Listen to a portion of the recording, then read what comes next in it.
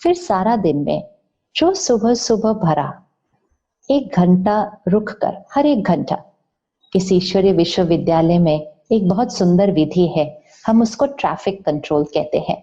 तो traffic control मतलब हम हर 1 घंटे के बाद 1 मिनट के लिए रुकते हैं। जैसे सड़क पर रुकते हैं ना हर थोड़ी देर के बाद, नहीं रुकेंगे तो जाम हो जाएगा। इसी तरह मन को सुकून देने के लिए, संकल्पों को चेक करने के लिए, कोई दाग अगर लग गया है तो उसको साफ करने के लिए हम हर 1 घंटे के बाद 1 मिनट रुकते हैं। और 1 मिनट रुक कर फिर परमात्मा को याद करके जो दाग लगा है उसको साफ करके फिर अगले घंटे में कर्म करना शुरू करते हैं। तो ट्रैफिक कंट्रोल ये है मन का ट्रैफिक कंट्रोल। फिर भोजन खाने से पहले और पानी पीने से पहले जैसा अन्न वैसा मन, जैसा पानी वैसी वाणी।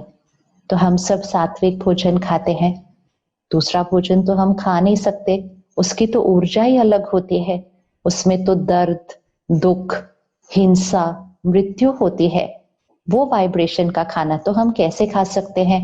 क्योंकि अगर हम वो वाला भोजन करेंगे तो उस भोजन के वाइब्रेशन का असर हमारे मन पर, क्योंकि जैसा अन्न वैसा मन, तो उस भोजन के वाइब्रेशन का असर हमारे मन पर, और फिर हमारे मन के वाइब्रेशन का असर हमारी प्रकृति पर, हमारे पर्यावरण पर, हमारे खेतों पर, हमारे मन के वाइब्रेशन का असर पड़ता है। तो क्या हम अपने मन के वाइब्रेशन में किसी का दुख, किसी का गुस्सा, नफरत, किसी की हिंसा और मृत्यु के वाइब्रेशन लेकर हम खेतों में जाएंगे क्या? तो हम ऐसा भोजन नहीं खा सकते हैं। तो हम सब सात्विक भोजन करते हैं। सात्विक भोजन और पानी, इसको भी स्वीकार करने से पहले हमें इसकी वाइब्रेशन, इसकी ऊर्जा को भी बढ़ाना है। आध्यात्मिकता मतलब हम सब कुछ जो कर रहे हैं उसमें आत्मा की शक्ति बढ़ती रहनी चाहिए, ताकि वातावरण की कोई भी बात इस पर प्रभाव नहीं डालेगी, इसका प्रभाव वातावरण और प्रकृति पर पड़ेगा। तो भोजन करने से पहले पानी, दूध, लस्सी जो भी हम स्वीकार करते हैं उसको मुख में डालने से पहले हम 10 सेकंड के लिए रुकेंगे, और 10 सेकंड के लिए रुककर परमात्मा को याद करके परमात्मा के ज्ञान और शक्ति के श्रेष्ठ संकल्प उस भोजन में डालेंगे, उस पानी में डालेंगे, उस पानी की ऊर्जा को बदल देंगे, भोजन की ऊर्जा को बदल देंगे। और जैसा अन्न वैसा मन, जैसा पानी वैसी वाणी। तो हमारा अन्न बन जाएगा प्रसाद और हमारा पानी बन जाएगा अमृत। और जो हमेशा प्रसाद खाएंगे और अमृत पिएंगे तो वो आत्मा कितनी शुद्ध और पवित्र हो जाएगी। तो भोजन और पानी से पहले 10 सेकंड जरूर रुकना है।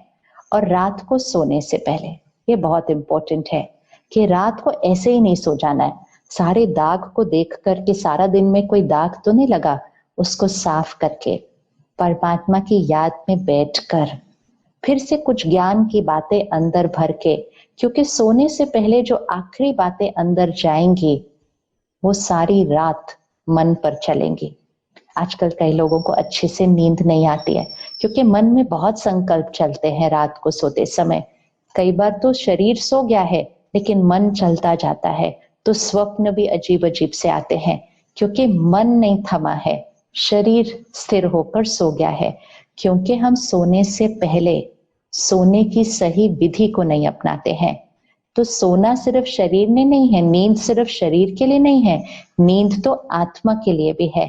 तो सोने से पहले कुछ देर फिर से परमात्मा के ज्ञान की बातें अंदर भरे, ताकि नींद में वो ही बातें यहाँ चले और वो ही ऊर्जा हमारे से शरीर को मिले और प्रकृति को मिले।